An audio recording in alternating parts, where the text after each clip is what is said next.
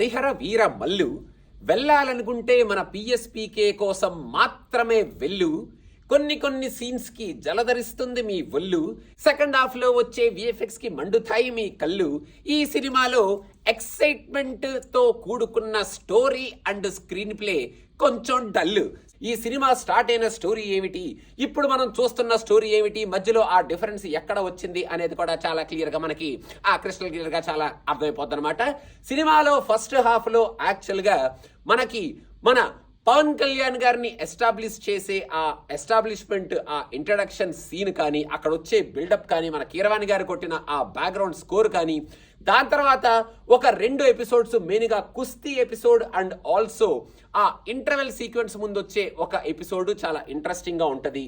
అక్కడ మెయిన్ గా మన కీరవాణి గారి బ్యాక్గ్రౌండ్ స్కోర్ తో దడదల్లాడించి మన పవర్ స్టార్ ఫ్యాన్స్ అందరినీ ఒక ఊపే రేంజ్ లో ఆ సీన్స్ ని బాగానే పెట్టుకున్నారు.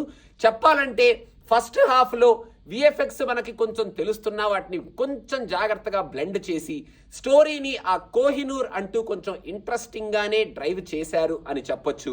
దో ఫస్ట్ హాఫ్ లో మనకి కొంచెం గ్యాప్లు కనిపిస్తూ ఉంటాయి, మధ్యలో ఫిల్లర్స్ కనిపిస్తూ ఉంటాయి, కొంచెం డిస్కనెక్టెడ్ గా అనిపిస్తూనే ఉంటది. కానీ ఫస్ట్ హాఫ్ మనం జాగ్రత్తగా అలా చూస్తూ మెయిన్ గా ఈ ఎపిసోడ్స్ గా మన పవర్ స్టార్ ని ఎంజాయ్ చేస్తూ ఈ సినిమాని మనం అలా ఇంటర్వెల్ వరకు వెళ్తాం. Interval also has a very good nice high movement ఇచ్చే ఇంటర్వెల్ పడింది అనమాట. ఇంకా సెకండ్ హాఫ్ వచ్చేటప్పటికే సెకండ్ హాఫ్ లో అంటే సెకండ్ హాఫ్ లో మోస్ట్ ఆఫ్ ద టైమ్ మన పవన్ కళ్యాణ్ గారిని వెనకాల ఉన్న గ్యాంగ్ ని ఆ గుర్రాలు నడిపిస్తూ ఉంటారనమాట. మనకి గుర్రం నడుపుతున్నారు అని చూపించడానికి లాంగ్ షాట్ వేస్తే సరిపోద్ది కదా, క్లోజ్అప్ షాట్ లో మరి ఇంతలాగా మన కళ్ళని బెదరగట్టించేయాలా అనేటట్టు సెకండ్ హాఫ్ లో విఎఫ్ఎక్స్ షాట్లు చాలా పెట్టుకున్నారు.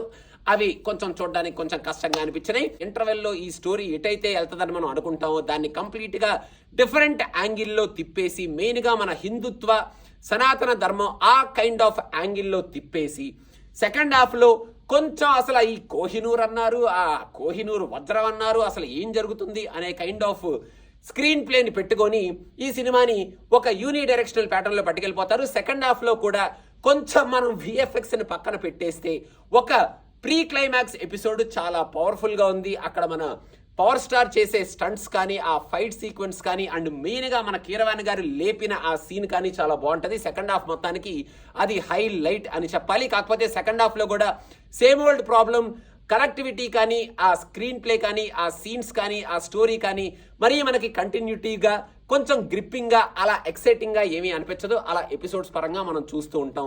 క్లైమాక్స్ ఏదో కొంచెం డిఫరెంట్ గా ట్రై చేశారు.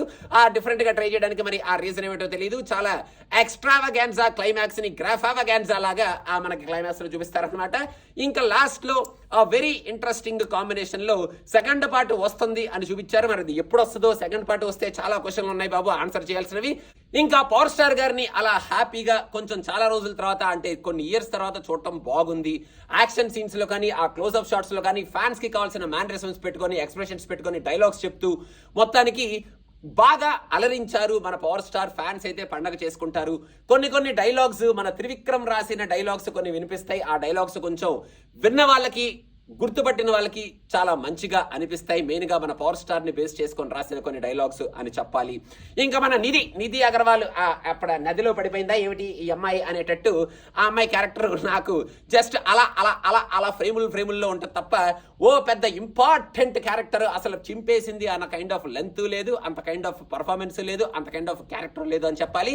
ఇంకా మిగతా వాళ్ళందరూ మనకి క్యారెక్టర్ ఆర్టిస్ట్ లాగా కామెడీ చేయడానికి అక్కడ ఇక్కడ వస్తుంటారు. వాళ్ళందరూ కామెడీ చేశారో ఏమి చేశారో, అసలు ఆ గుర్రాన్ని అలా ఎందుకు నడిపారు అనేది, అసలు వాళ్ళు కూడా గుర్రం అలా ఎందుకు నడపాలనేది నాకు అర్థం కాలేదు. సో వాళ్ళని మనం పక్కన పెట్టేద్దాం. Bobby diol actually is looking very powerful as Aurangzeb. బాగా ఉన్నాడు, బాగానే చూపించారు.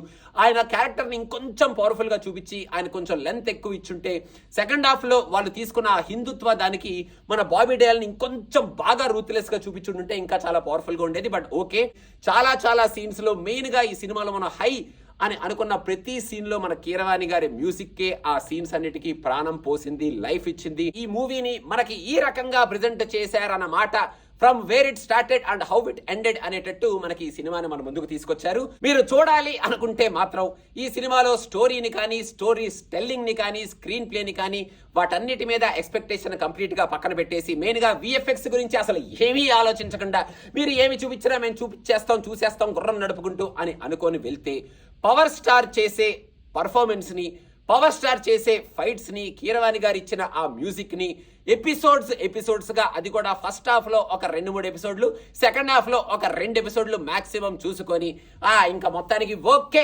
హరిహర వీరమల్లు అనే సినిమాని మనం చూసాము.